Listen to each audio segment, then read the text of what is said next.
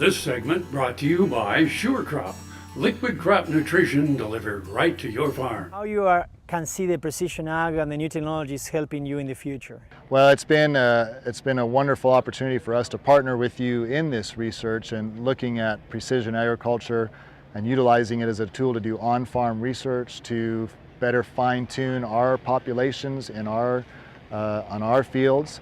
And then also, I think for us farmers, precision ag is overwhelming in many regards, and we have all this data, and the age-old question with it is, what do we use the data to do? And doing this study with you, looking at different yield environments that have become pretty apparent in this field, and then having that population study go across those multiple yield environments is helpful for me to, simplify it a little bit and actually break it down into some things that I can do from a management perspective in the future to say, I know it seems like we've got a pretty consistent trend of some lower yielding environments in this field and some higher yielding environments, and now we have a population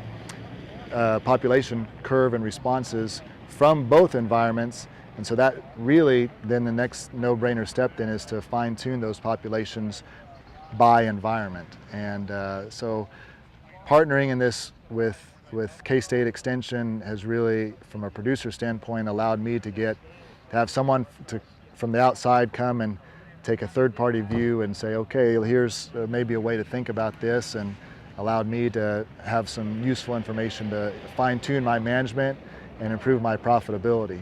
And I think that when we start putting all this information together, we were thinking in that idea exactly. We are seeing new technologies like drones. We are seeing technologies on variable seeding rate, variable fertilizer rate. And I'm always have that kind of a farmer thinking, no? If I'm a farmer, should I invest on this technology? Will that pay off in my field? Or what are the basic steps that I need to take in order to move approaching that? Because I think that we are very conservative on trying to say, should I go ahead and buy the $500,000 combine or equipment to start doing things on my field? And the main point that I emphasized today also was understanding the variability. And I think that that's one of the main things that we need to move. We need to move forward in that point. Like we are showing here in this area, satellite imagery from mid-season last year, yield monitor, satellite imagery from early season this year, plus using the information to corroborate all the information using this strip trial. So I think that we did some steps before we were able to get to the point.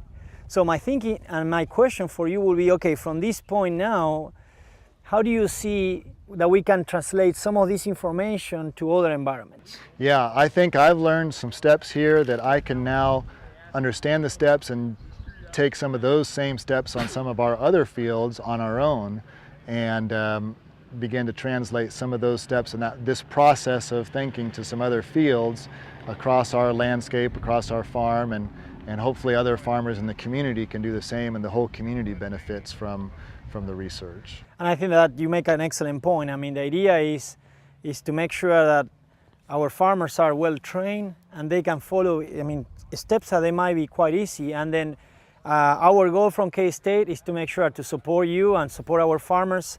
And the support of the farmers might go in the technology on how to put together maps or how to put together satellite imagery.